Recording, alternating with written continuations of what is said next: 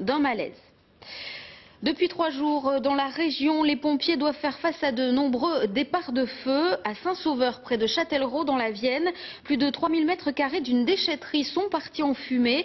Une trentaine de pompiers a dû intervenir hier pour maîtriser le feu. Reportage Tanguy Squazec et Mathieu Verlaine.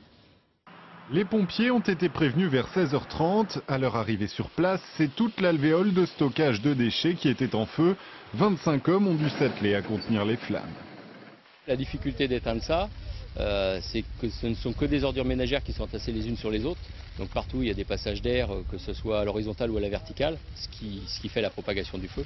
Donc la seule méthode efficace, c'est le recouvrement, de manière à étouffer complètement le feu. Les lances n'auront servi qu'à protéger le travail des engins et à éviter la propagation du feu de manière souterraine. Le centre de stockage sert aussi à produire du méthane.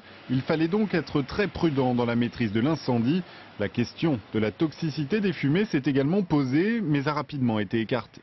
La population était peut-être un peu inquiète, tout au moins les riverains, par rapport aux espaces boisés qu'il y a autour. Tout le monde est venu voir un petit peu ce qui se passait, mais autrement, pas d'inquiétude particulière par rapport au site. Les gens connaissent le site globalement. 50% des déchets qui arrivent ici, ce sont des ordures ménagères, donc on est plus dans l'épluchure de pommes de terre que dans le déchet toxique. Non, ici, en fait, sur un centre de stockage de déchets contrôlé, tout est réellement trié à l'origine. Et nous, on a aussi différents contrôles en interne, et notamment au niveau de nos ponts bascules et de nos conducteurs d'engins, donc zéro déchet toxique. Les causes de l'incendie restent à déterminer. L'ensemble du site étant sous vidéosurveillance, l'examen des bandes devrait permettre d'y voir plus clair. Et puis à Niort, dans les Deux-Sèvres, l'incendie hier de l'entreprise Prolifère pourrait avoir de lourdes conséquences sur l'emploi.